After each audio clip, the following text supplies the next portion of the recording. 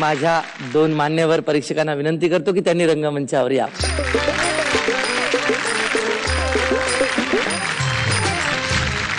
आणि आता आपण स्वागत करूया आपल्या सातही संघातील प्रतिनिधींचं। तर आता निकालाची वेळ। ज्यांची पावलं पुढे गेलेली आहेत त्या स्पर्धकांना किंवा संघ प्रतिनिधींना मिळणार आहे मानाचं कडं आमच्या परीक्षकांच्या हस्ते। तर पाहूया केसरी सोबत मराठी पाऊल पडते पुढे या कार्यक्रमाच्या पहिल्या भागातलं पहिलं मानाचं कडं कुणाला मिळतंय? देवानंद माळी आणि सहकारी।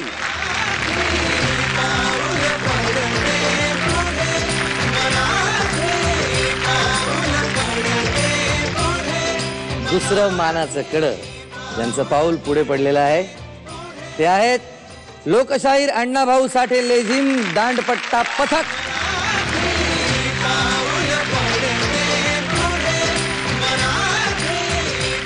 तिसरं मानाचं कडं मिळतंय नंदिता विखार।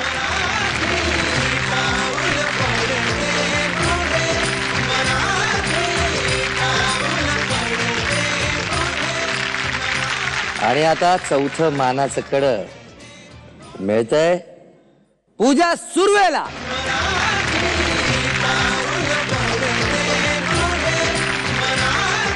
आणि पहिल्या भागातलं शेवटचं मानाचं कडं मिळतंय सुमित छाजेड यांना।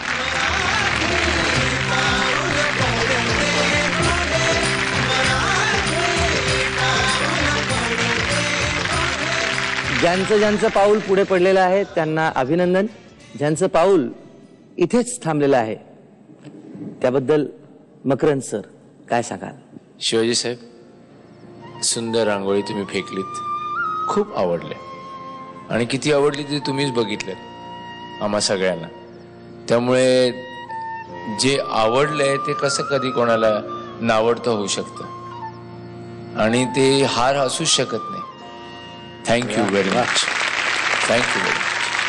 आणि आपला हा मार्शल आर्टवाला, हे बघ तुझी बर्फाची गादी तू फोडली नाहीस, पण मला असं म्हणणं आहे की बर्फाची गादी फोडण्याची ही जी एक जिद्द किंवा महत्वाकांक्षा आहे त्याच्यासाठी थोडीशी तयारी कर।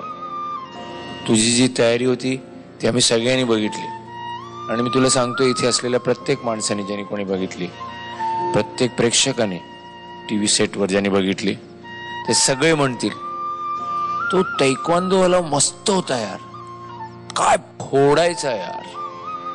त्यामुळे ती मानाची पावती तुला मिळालेलीच आहे। पुन्हा नव्याने तयारी कर, आम्ही पुन्हा असतो तुझ्यासाठी, वाट पाह।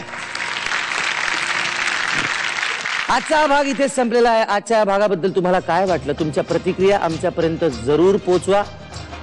आमचे मान्यवर जजेस आणि आम्ही आणि आमचे निर्माते आणि दिग्दर्शक त्यावर अंमलबजावणी करण्याचा नक्कीच प्रयत्न करू। असंच प्रेम करत राहा आणि पुढच्या भागात नक्की पहा, अजिबात विसरू नका। महाराष्ट्राचं वेड घेऊन महाराष्ट्राला वेड लावणारा एक आगळा वेगळा कार्यक्रम केसरी सोबत मराठी पाऊल पडते पुढे।